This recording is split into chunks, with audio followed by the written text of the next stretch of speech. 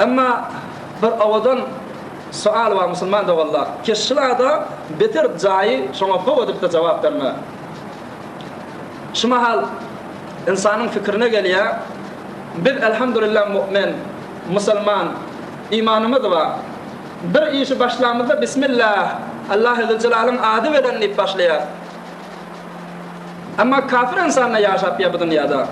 Hudaya, ahireta, Bismillah hiç tadı itiqadı yok adamla. Qavadı gözlese, şu dünyada kafir adamların zindagisi, imanı yok adamların yani asayişi Müslümanlardan kendir. Ey sağlıkta, mesçilikte, bayçılıkta, servet veren yaşap yallah. Behterin öylerde, behterin maşinalarda, behterin tecemmülatlı olan ellerine, derhali ki onların aslında imanı yok ahirete. Allah-u Zülcelal'e imanı yok. Bu bunları beriyen ki Allah-u Zülcelal'ın verdi. Ama mümin Müslümanlar yaşayışları gayrı kafirlere nispeten. Bir ovadan sual şey. Ve şayet de bir nesile de ayetyendir ve ne deyip şu soru veliye deyip hatmen aydeylin ve iştireylin Müslüman da vallahi şu ayetlerden şu cevabı çıkıyor. O da nezire bir gün Hazreti Ebu Bekir Siddiq radıyallahu teala anh Peygamberimizin yanında bir tasakta çürü yiyip duran vaktlarına nahar yiyip duran vaktlarına yankı ayetler nazil olupdur. فَمَنْ يَعْمَلْ مِثْقَالَ ذَرَّةٍ خَيْرًا يَرَهُ وَمَنْ يَعْمَلْ مِثْقَالَ ذَرَّةٍ شَرًّا يَرَهُ Adacık sogabın da kıyamette gözüne görünür. Adacık günah da cezası vardır. Oğum sonra Hazreti Ebu Bekir Siddiq çürüğünden çekinip oturuveripdir. Tasaktan gayrı rahat durup. Oğum Peygamberimiz deyiptir, neyem oldu ya Ebu Bekir? Onda ya Resulallah, men kişicik oğuncak eden günahlarım da kıyamette sorulacak mı? Peygamberimiz aydıptır, hava sorulacak deyiptir. Yöne, aya senin innamına şımadı senin bir tiken nakanzanak mı deyiptir? Tiken dürtülanak mı deyiptir?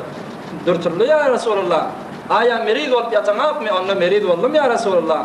Onda Müslümanların qav yarışılatı bir ağızcık eriyeti şoňa yetenne, bir ağızcık kaygı, gussa, bir ağızcık narahatı gelenne günahın kefaratı olup şu kişicik günahlarını yuyanır deyiptir Peygamberimiz. Ha, inni geleyle Müslüman da vallahi. Ulamaların aydışına göre ve hak görüründen kafirler, imanı yok adamlar bir yaxşılık etseler, bir sogap, inni mesela bir yetimin kolundan tutsalar, bir öylenmeyen yorani öylendirseler ve yaşanyalı qav işleri etseler, vakan Allah-u Zülcelal ne kadar erhamur rahimin Müslüman da vallahi. Kafir insanı bolsa, yaxşılığının muqabiline bir yaxşılık verecek deyiptir. Ama onun yaxşılığını şu dünyada verecek deyiptir Huday Teala. Ne kadar sogab iş etseler, ne kadar qavluq iş etseler, insaniyet bilen yaşasalar, Huday Teala deyiptir şu dünyada şoň evadına fakat yaşayıştan verecek. Şu dünyada bol nigmatyny içinde koyacak, mesçiliğin içinde koyacak deyiptir kafirler ha. Ama bir günahı murtekep bolatala, bir hataya murtekep bolatala, hatta igna muciyalık bir zerre alıp bolsa da Huday Teala bu dünyada ona eziyet verecek deyiptir. Ona ceza verecek değil, kıyamata koyacak deyiptir. Hatta igna mucize alacak, günah dese ona hiç bir bu dünyada ceza verecek değil. Ahirete koyacak deyiptir Huday Teala. Şumat gözlep dursa, kafirlerin arasındaki bolyan günahlar, onun arasındaki bolyan fazilet zatlar, ay şunna yer yudamalıyan adam, ay şu milleti de bir sel gelip dargatmar mı ha? Zilzile gelip hemmeci yer aşağı girmer mi ha diyen. Ama Huday Teala hiç bir azabı iyi vermeye şalara. Ne mi deyip?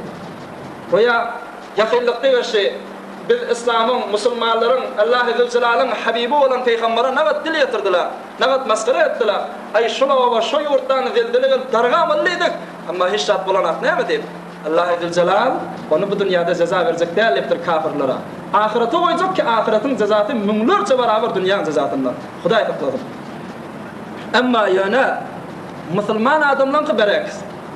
Bir mümin, bir Müslüman adam şu dünyada sogab işetse, şunun cezasını Huday Teala şu dünyada verecek değerliptir.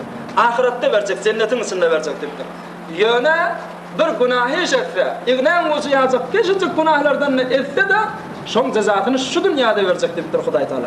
Kaygı iyi vererin, gussa iyi vererin, kıyınçılık iyi vererin, işi bitmeyen yoran vaktları bolar, merid bolar, hemmeci günahlarını yuvar, ahirette günahsız gelir ve sogabı kam olur deyiptir. Ve ahirette derecesi kam olur deyiptir Huday Teala. Şu sebeple Mu'min musulmanın yaşayışı şu dünyada kıyın, ama münafık, kafirın bolçuluk ve abadançılıkta yaşatyanlar.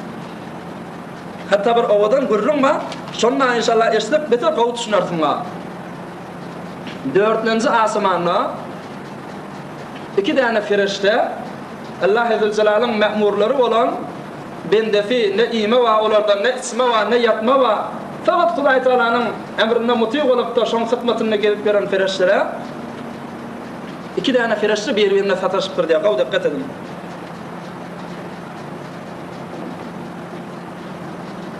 Aham. Selamun aleykum da ve aleykumusselam. Salam berişipdirler. Birisi o birine aydypdyr we bir hawlukmaşlyk bilen, bir azale bilen ýerik barýan ila ayna turid. Ýerik barýan diýip bir ferişte ondan sorapdyr. Gaw dikkat edin. Onna o ferişte diýipdir. Hudaý Taala maňa bir emri etdi, şonu bitirmäne barýan diýipdir. Ýöne bitir azy, bitir gen wagt bitirjek emrim de diýipdir. O näme? Dogrusa falan owada, gaw dikkat edin musulmanlar walla ýanky gurrun gaw düşünmeli bilen. Falan ovada, falan yurtta bir Yahudi ya da kafir ahirete Hudaýa hiç imanı yok, Kur'an'a, peygambere imanı yok bir kafir dünyadan geçip bolýardy. Falan ovada özü de balyk hewesläp duran bolmaly, balyk ýepýelýän bolmaly. Şol Yahudi kafir. Ýöne şolam ovasynda, şolam derýasyna asyn balyk ýok bolmaly. Balyk ýepýelýär, öljek bolup barýar. Amma şoň derýasynda asal seýýatly balyk tutubilmän ýören bolmaly. Hudaý Taala maňa emretdi, buyruk etdi. Men derýanyň o tarapyndaky balyklaryň hemmesini kawup sürip, şoň derýasyny balykdan doldurmaly. Balyk tutýanlyk basym balygy badyr getirip basym bolaza, şoň öwüne bişirilip de ýetsen, Hudaý Taala şoň islegini şu dünýäde, şoň şehwatyny bitirjek bolýar. Şo sebäpli men barýan derýadaky balyklary şoň derýalaryna da kawmany diýipdir. Bir kafir adam Hudaýa ahirete imanı yok, amma öljek boga hewes etipdir bir balyk imana. Hudaý Taala bir ferişteni ýörüpdir, tamam balyklar şoňa başyn kawum, hulasa şu balygy ýetsin, ýetim jo, hewesine ýetsin. O da näme diýip? O ferişte aýdypdyr musulman da walla. Şol kafir adam bir ýaxşylygy etmedi, megerenki Hudaý Taala şoň jazasyny şu dünýäde berip gelýär diýipdir. Her bir sogaby işlep eden işini Hudaý Taala ýaxşylygyny şu dünýäde kökedik gelýär diýipdir. Fakat şol adamın birji däne eden hayır işi wa, birji däne eden gawy işi wa. Hudaý Taala şu gawy işi de kıyamata kalmasın, şu balygy hewes etmek bilen, şu balygy öwüne ýetirmek bilen, şu haýyryny däne jazasyny şu dünýäde bereýin diýip de Hudaý saklasyn musulman da walla ahirete birji däne sogap bolmany Hudaýyň ýanyna sataşdyn diýip Hudaý Taala şu işe dowat edýär. Nauzu billahi min zalik. Ol adam hayır işi bawza Hudaý Taala jazasyny berip gelenmiş.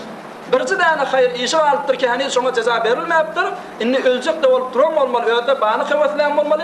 Hudaý Taala şol eden hayır işiniň mugabilinde şu balygy basym öwüne ýetiripdir. Taýinki ahiretde bir däne sogapsyz we tamamy günah we hata bilen bar. Amma bu ferişte ondan sorapdyr. O sen ýerik barýan onam. Onna o da diýipdir, men Hudaý Taalaň bir emrini, bir buyrugyny bitirmäne barýan, menki de bitirgen we bitir azip bar diýipdir. O näzire? Falan yurtta, falan ovada bir musulman, salih adam, 5 wagt namazyny mesjidden galman okyp beren aňyrbaş takwa adam dünýäden geçip boldy diýipdir. Amma öýde de sarıya iýesi gelýän bolmaly. Şol adam öljek bolup ýatan adamyň. Boynuň sygyryň ýagy sarıya hewesläp ýatan bolmaly, şonu iýjek bolup. Amma Hudaý Taala maňa emretdi, şol ovada sarıya bolsa eritde çykdypdyr. Şol awada sarıya bolsa eritip de dargatmaly men taýinki şol adamyň bokurdagyna, şol adamyň agzyna sarıya barmasyn we şo iýip bilmänligi sebäpli bir azyk narahat bolar, bir azyk gama girer. O hamda bir däne eden günah işi bolmaly şol adamyň şu gunahynyň jazasyny şu dünýäde ölmeginden öňse çekdin. Her bir günah iş edende tawba edipdir. Hulasa ýuwulyp gelýänmiş musulman adamynky birji däne günahsy galypdyr. Şu günahyny Hudaý Taala ýuwjak bolup, öljek moga sarıya ýetipdir. Bir ferişte bap şu owadaky tamamy sarıyaglary eridip de aýrypdyr. Taýinki şol adam iýip bilmeden we iýip bilmäne de narahat bolup bir gamy bolsa girer, we gamy bolsa girenne hal bir däne günahyndan keparat bolar diýipdir. Gözden Hudaý Taala nägadar mu'min musulmana lütfü keremi nägadar kän. Inne ol adam o birji däne günahı da keparat bolup da ýuwly Allah Azze Jalalyna günahı tataşlar. İki ferişte şu gurrunları etyen bolmaly musulman da wallah. Hom ahirki şu mawrutda da bir hikaya Hazreti Musa ala nabiyina ve aleyhissalatu vesselam bir gün şeýle derya kenara çıkıptır sahile. Görse iki tane mahigir, iki tane balık tutan seyyah turuklap da balık tutup duran bolmaly. Birisi mu'min, imanı var ahirete Hudaya ve o birisi kafir. Musulman adam Bismillah Hudayım adı bilen nipte torunu oklayan bolmaly kanrağını çekip koranına hiç şart yok bolmaly balıktan. O kafir adam botun adını tutup da yani öz ibadet etýän ma'budynyň adyny tutup da Hudaýdan başga biriniň adyny tutup da torun oklayan bolmaly, çekende toru ýöne dolu balyk bolup çykýan bolmaly. Musa aleyhisselam anlapdyr muňa. Ya Resul, eybar Hudaýa, bulan näzire güni bar? Mu'min adam sen adyny tutup da yani torun oklanyna hiç şart düşmänmi? Kafir adam bir botun adyny tutanna, bir mujessemaň adyny tutanna toru bolup gelýär. Onda Allah Azze ve Celle aýdypdyr: "Ey Musa, yokuryňa wagt" diýipdir. Defani öldäpdir. Görse cennetin içinde bir ulukon istahir bolmaly, tamamy gydyllan jawahiratdan bejerigli, içinde de dolu behtirin balıklar, semiz gowy balıklar dolu ki hatta sanyny Hudaý bilmese başga hiç kim biljek däl. Şu hawzyň üstünde de ýanky mu'min adam, musulman adamyň ady ýazgly bolmaly. Şonky diýipdir. Berine wagt diýilipdir, beýlesine wagtdyr. Cehennemin içinde ulukon otdan bir istahirlanmıştı. İçi dolu, içyan, yılan, akrep şu formlardan dolu yankı kafirin adı yaratılmış. Oğlum şondan yankı balık tutýana Hudaý Taala aýtdypdyr. Eger şu dünýäniň maly gerek bolsa, o cennetdäkini alyp bereýin ha diýipdir. Oğlum şondan ol adam ağlap, ya ey Musa aleyhisselam, eger Hudaý Taala men bokurdagymdan çöregimi alsa, men agdymdan iwiskimi, rızkymy alsa sabrederim, amma cennetdäki malymy bu dünýäde harjatmaryň nepdäni şol zadyna razy bolupdyr. Bes kän gelýän sualatlaryň biri mu'min musulman Bismillah Hudaýym ady bilen nip ýerek ya, Hudaýym ady bilen nip dukan asypdyr. Hudaýym ady bilen nip bir işe giripdir, amma işe oňmanly. Amma bir kafir ýata günahkar adam bir işe girende işe däni gowrawa asalypda barýar. Şonda hiç moga wa onqu dogry bolmaly diýmeler. Hudaý Taala şu dünýäde saňa biraz gyn geçirjek, ta hemme gowluklaryň jazatyny ahiretde berjek bolýar. Bu şu dünýäde eden günahlar insanlaryň günahdan boş däl. Etýän günahlarň jazatyny şu dünýäde berjek, ta ahirete galmasyn diýip musulman da bollar. Hudaý Taala hemmemize rahmet edip günahlarymyzy geçip de ahirette peýgamberimiziň şefaatine nesip etsin. Amin.